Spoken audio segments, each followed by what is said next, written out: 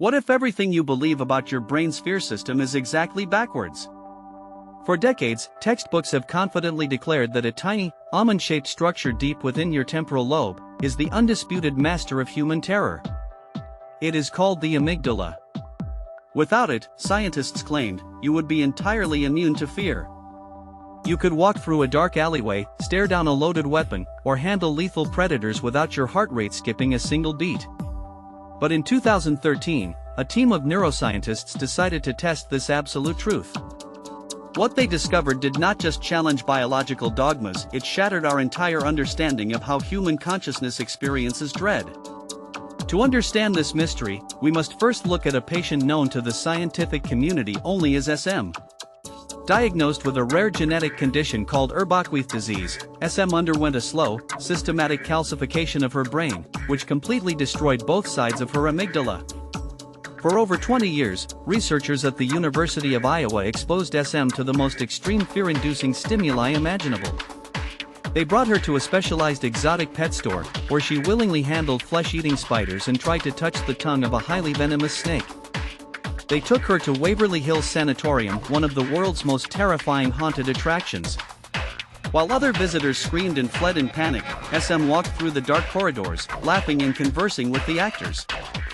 She was, by all accounts, completely incapable of feeling fear. Her world was entirely devoid of horror. But this immunity was about to face a dark, unexpected test. In 2013, lead researcher Dr. Justin Feinstein and his colleagues designed a deceptively simple experiment. They gathered SM and 2 other patients with identical, ultra-rare bilateral amygdala damage, along with a control group of 12 healthy individuals. The researchers placed a mask over SM's face. Through this mask, they administered a single, deep breath of a gas mixture containing 35% carbon dioxide. In normal humans, this sudden surge of carbon dioxide triggers an immediate, overwhelming sense of suffocation. The researchers expected SM to remain completely calm, perhaps experiencing a mild, intellectual awareness of air hunger, but absolutely no panic.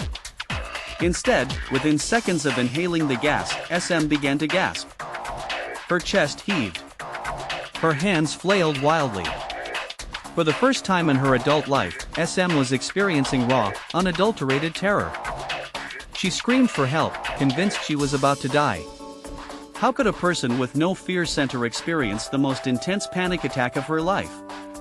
The results of this study, published in the journal Nature Neuroscience, sent shockwaves through the scientific world. It revealed that the human brain does not possess a single, centralized fear engine. Instead, it utilizes 2 entirely distinct pathways to detect danger. The amygdala is merely an external radar system fine-tuned over millions of years of evolution to detect outside threats like predators, heights, and social rejection.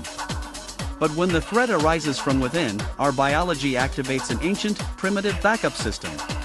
Carbon dioxide triggers acid-sensing ion channels directly in the brainstem and the diencephalon. This internal pathway bypasses the cortex and the amygdala completely, sending a direct, devastating shockwave of panic straight to our conscious awareness. Our biological survival mechanism is far more insidious than we ever imagined. This dual pathway system explains why certain things are universally, unconditionally terrifying to every human being on Earth. While phobias of spiders, needles, or public speaking are largely learned or reinforced by our amygdala's external radar, the fear of suffocation, falling, and sudden darkness are hardwired directly into our deepest neural architecture. These are not mere anxieties, they are physiological traps. This is why horror films and psychological thrillers rarely rely on complex monsters. Instead, they exploit our internal survival triggers.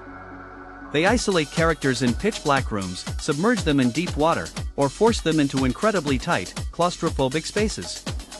They are systematically triggering your internal brainstem alarms, forcing your conscious mind to experience the exact same primal dread that Patient SM felt when her lungs filled with carbon dioxide.